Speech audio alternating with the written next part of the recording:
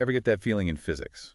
Like you're sprinting on a treadmill. Lots of effort, but you're not actually going anywhere. Yeah, that's sort of the feeling that kicks off our deep dive today. Exactly. We're plunging into this, potentially controversial idea. Is fundamental physics stuck? Mm-hmm. And to explore this, we're looking at a really interesting YouTube conversation. It's between Curt Jaimungal and the physicist Sabine Hossenfelder. Right. And we know our listener, and probably many of you listening, you want to cut through the noise, right? Get to the heart of complex issues, but efficiently. Yeah, avoid that information overload. So our mission here is really to distill the key arguments from their chat. Is physics facing stagnation? What even counts as progress now? And maybe are there deeper issues in, like, the scientific process itself holding things back? That's part of it too. Okay, so right at the start of this conversation, Sabine makes a really interesting distinction. She doesn't like the word crisis for physics. She prefers stagnation. Why is that? Well, she explains that a crisis, it can actually be a good thing in science sometimes. How so? Because it highlights clear problems, it puts a spotlight on inconsistencies, and that can really pave the way for breakthroughs. Think like the ultraviolet catastrophe leading to quantum mechanics. Okay. But stagnation, that's different. It's more like spinning our wheels. We're busy, lots of papers, lots of activity, but are we actually making headway on the really big questions? The ones that have been around for ages. Exactly. The biggies that haven't really budged for half a century, basically since the Standard Model was finished up in the 70s and 80s. So it's about the kind of problem we're facing. Not necessarily a clear contradiction, but a lack of forward motion on fundamentals. Precisely. That's the core idea behind preferring stagnation. And what are those big fundamental questions she's talking about? The ones that are proving so tough.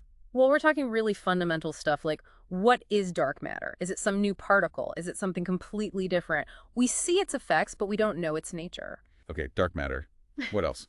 Then there's the huge one, quantizing gravity, trying to mesh Einstein's general relativity, which describes gravity in space-time smoothly. Right, the big scale stuff. With quantum mechanics, which is all about discrete packets, quanta probabilities at the small scale, they just don't fit together mathematically right now. That's the classic problem. It is, yeah. And also just understanding quantum mechanics itself. Like, what does the measurement process actually mean? How do definite outcomes emerge? These deep questions haven't really yielded. Okay, so we have these massive questions.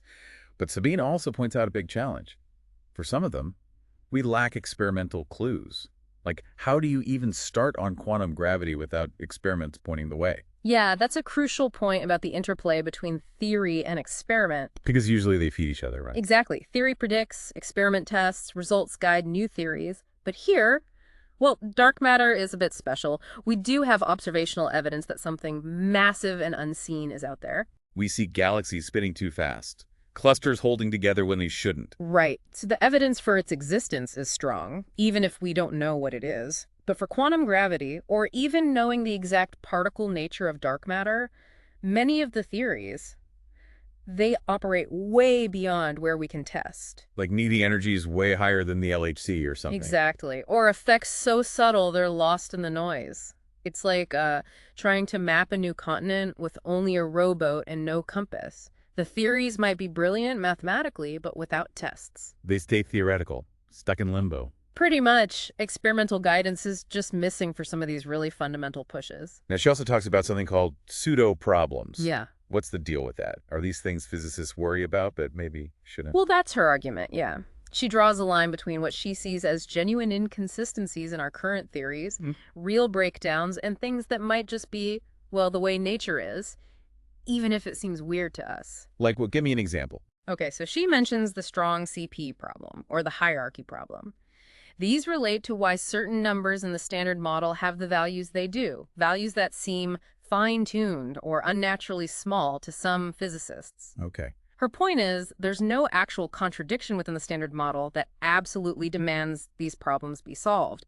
Maybe the universe just is like that. Maybe those numbers are what they are, and there isn't a deeper reason we need to find. So focusing on why those numbers are weird might be a distraction. It could be, yeah. It might distract from tackling the areas where our theories genuinely fail, like not being able to describe quantum gravity. It's about focusing theoretical effort on actual inconsistencies versus aesthetic preferences about how the universe should look.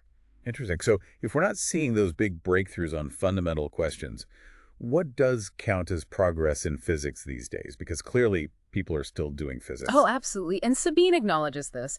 There's definitely progress, just maybe not the kind everyone hopes for. Physicists are developing incredibly sophisticated new mathematical tools. Like what? Well, things like the amplituhedron research or work on the AD-SCFT correspondence. These are giving us deeper insights into the structure of quantum field theory itself, finding hidden mathematical connections. So understanding the theories we have better, sharpening the tools. Exactly. We're getting a much better handle on the mathematical underpinnings of our existing frameworks, which is valuable. It's intellectually stimulating, it's progress in understanding the maths. The big but here is that these mathematical advances, fascinating as they are, haven't really delivered the answers to those fundamental questions yet. Dark matter, quantum gravity. That seems to be the core point, yeah. They haven't so far led to predictions of completely new testable phenomena or resolved those foundational puzzles that have been around for decades. It's progress, but maybe progress in a different direction than finding the next fundamental theory. Refining the map rather than discovering new continents, perhaps. That's a good way to put it. And this lack of experimental anchors, does that feed into another problem she raises? This idea that there's maybe too many untestable theories being produced. It seems connected, yes. She points to what she sees as an overproduction of predictive models, especially in areas like theories beyond the standard model that are just untestable. How so? They make predictions, sure, but often the predictions are for phenomena at energy scales so vastly beyond what we can reach with current or even foreseeable experiments like the LHC that they're effectively impossible to verify or falsify. So they're technically scientific, maybe, but practically not helpful. That's the critique. And she argues this points to a deeper, maybe methodological issue, a misunderstanding perhaps of what makes good science. What does she mean by that? Well, there's been a huge emphasis in physics and maybe science generally on Karl Popper's idea of falsifiability. A theory is scientific if you can, in principle, prove it wrong. Right, that's pretty standard. It is. But Sabine argues that maybe that's not enough. A good scientific theory, historically, hasn't just been falsifiable. It's also solved a pressing problem. It resolved an inconsistency, explained something unexplained. So just creating a complex falsifiable model isn't enough if it doesn't actually fix a known issue with existing theories. That's her perspective. Simply adding theoretical layers that could be wrong but don't address a current breakdown or puzzle might not be the most productive path. She thinks historical breakthroughs came from resolving inconsistencies. Okay, that leads us nicely into quantum gravity. We have string theory, loop quantum gravity, other approaches. They're trying to resolve a known inconsistency, right? Yeah. Between GR and quantum mechanics. Absolutely. They definitely tackle a genuine problem. But the big criticism, for decades really, has been their lack of testable predictions, that same issue we just discussed. Has anything changed on that front? Is there any movement towards testing these ideas? Actually, yes, and this is a really important point she makes. While testing the super high energy predictions is still largely out of reach, there's been a significant shift in thinking recently. Oh. There's a growing interest and realization that maybe, just maybe, some quantum gravitational effects could be detectable not at extreme energies, but in the weak field limit, things we could potentially probe in a lab setting. Wow, okay. That sounds like a big deal, not needing a galaxy-sized collider. Exactly. It's about looking for very subtle effects, perhaps related to quantum coherence or entanglement, that might betray underlying quantum gravity principles. And she mentions specific people working on this. Yes, she mentions researchers like Yvette Fuentes, Chiara Marletto, and others who are actively proposing and thinking about concrete lab-based experiments to look for these subtle signatures. Sabine herself has proposed ideas too. So a potential shift from purely abstract theory towards actual experimental handles? It seems like it. It's still early days, and these experiments are incredibly challenging. But the fact that people are seriously pursuing this avenue, that could be a really positive development for the field. But the conversation doesn't just stick to the theories themselves. Sabine also raises some pretty pointed critiques about, well, the system. Systemic issues within physics research, like the grant system. Yeah, this is where the critique broadens out to the sociology and economics of science.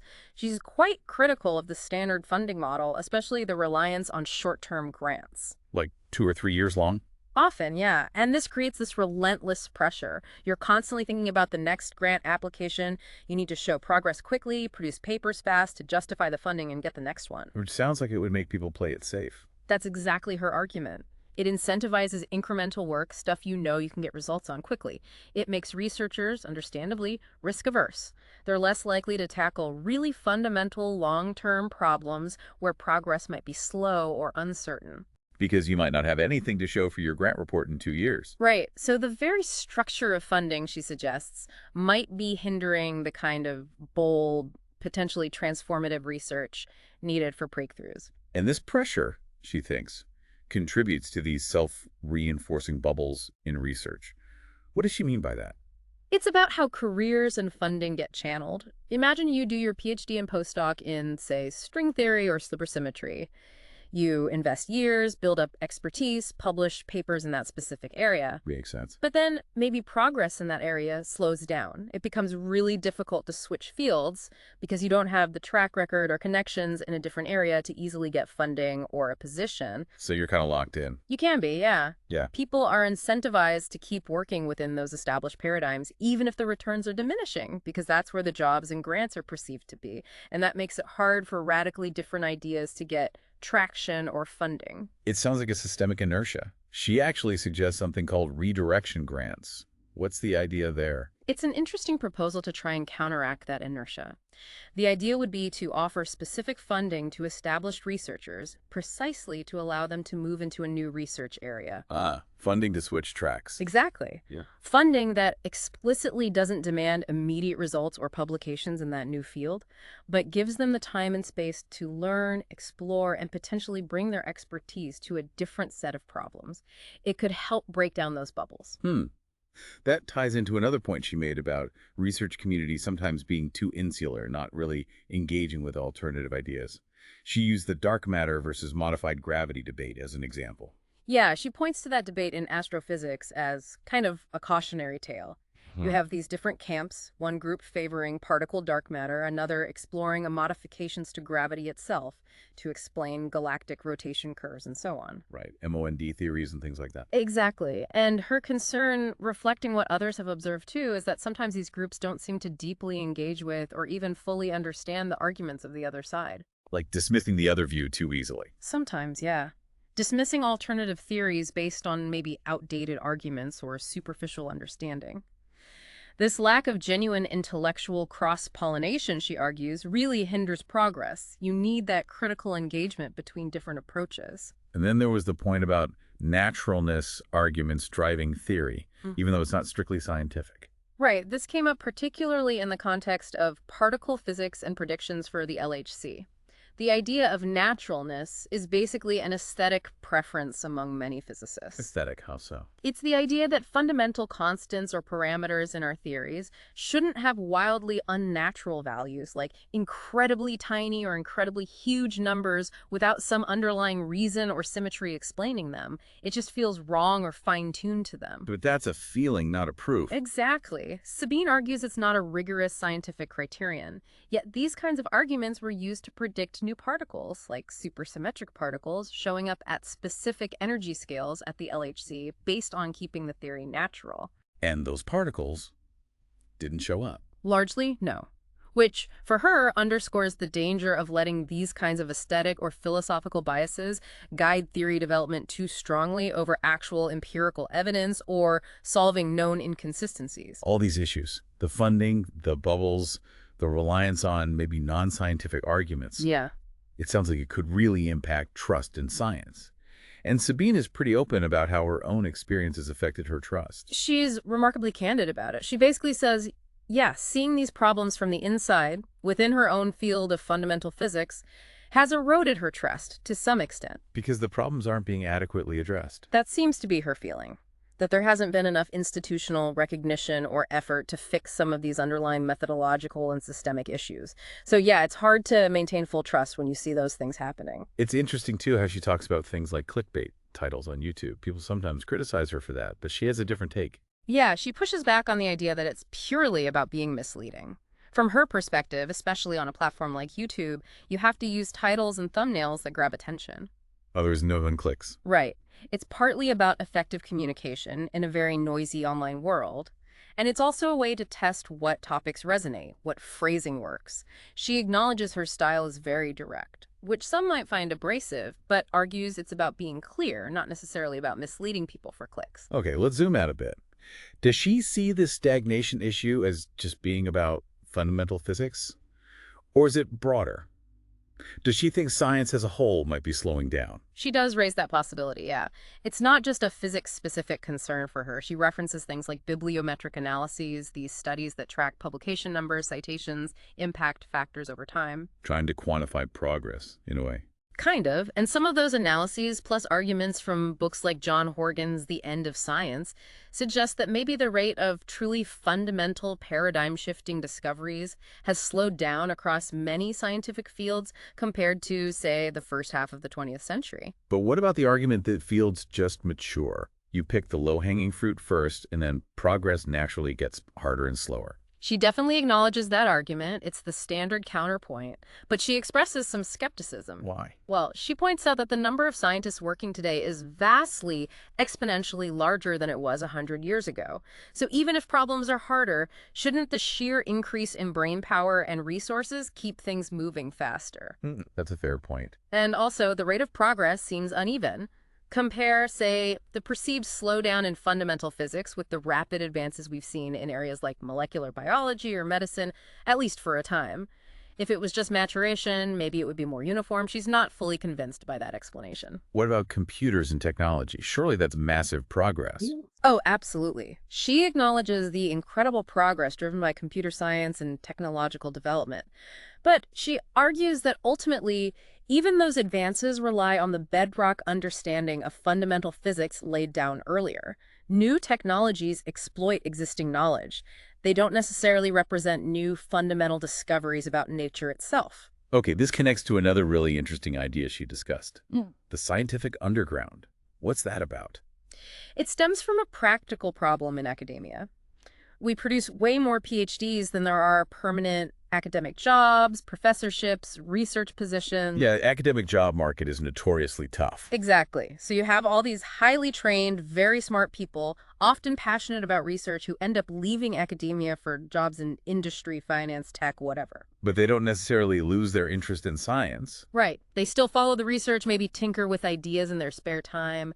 This pool of skilled people outside traditional institutions, she refers to them as a potential scientific underground. But they face challenges, right? Yeah. If they're not at a university. Big challenges. Access to paywalled journals is a huge one. Getting time at conferences to present ideas. And forget about applying for traditional research grants without an affiliation. It's very hard for them to contribute formally. And she thinks we need to find ways to support them. She raises it as a really important issue. How can we tap into this talent pool? Could there be alternative ways to fund independent researchers or platforms for them to share and discuss ideas outside the conventional system? She sees it as a potential source of fresh perspectives and maybe unconventional thinking that's currently underutilized. Now, the conversation also didn't shy away from criticisms directed at Sabine Hossenfelder herself. How did she respond to those? It was interesting. She addressed, for instance, the criticism that she's good at pointing out problems but doesn't always offer concrete solutions. What was her take on that? She basically defended the act of problem identification itself, saying, look, accurately diagnosing what's wrong in science is a valuable contribution. You can't fix a problem if you don't clearly understand it first. So identifying issues is a necessary step, even if she doesn't have all the answers. Fair enough. And she also mentioned a past comment she made about other critics maybe peddling their own solutions. Yeah, she reflected on that. She clarified that remark was made with a certain amount of irony, because she does have her own framework for what constitutes good theory development, focusing on resolving existing problems. So she was kind of poking fun at the situation, including herself, implicitly. Sort of acknowledging everyone has their perspective on how things should be done. Exactly. And she circled back to the difficulty of maintaining trust in science when these issues are visible, and the need for rigorous evaluation across all fields. Did we get any hints about her own current research? What's she working on now? Yeah, just briefly towards the end, she mentioned her current focus is really on the measurement problem in quantum mechanics. That old chestnut. How definite results come from quantum probabilities. Right. And interestingly, she's exploring potential connections between that problem and quantum gravity. Whoa, how would those be linked? They seem pretty different. The idea she's investigating is whether quantum effects, superposition, entanglement, this kind of quantum weirdness might naturally diminish or disappear at a certain scale. And that scale might be related to quantum gravitational effects, perhaps involving something called Planck mass. So quantum gravity could somehow be responsible for making the quantum world transition into the classical world we experience. That's the speculative idea. It could potentially link these two massive fundamental problems. But she was quick to add. No experiments yet. Right. Currently, there aren't any feasible experiments that could directly test this specific hypothesis. It's still very much in the theoretical exploration stage. Okay, one last area they touched on was scientific publishing, the sheer volume of papers. Yeah, she confirmed that the number of scientific papers published every year is just exploding. Why is that happening? She links it pretty directly to the business models and financial incentives of the major academic publishers. Publishing more papers, more journals, means more revenue for them. And she mentioned special issues playing a role. Right. These are themed issues of journals, often guest-edited. Initially, they were for good reasons, like consolidating papers from a conference. But she suggests the format is sometimes, let's say, exploited now. It can be a way for publishers to generate a lot of content relatively cheaply, sometimes with maybe less rigorous peer review than standard issues. It contributes to the flood of publications. So it sounds like a complex mix of intellectual challenges and systemic issues. If we were to try and summarize the core arguments for stagnation that came out of this conversation. Okay, boiling it down, I'd say there are maybe three main clusters. First, the lack of experimental guidance. For the biggest questions like quantum gravity and the specific nature of dark matter, we just don't have the data to point theories in the right direction. Right, the missing compass. Second, methodological issues.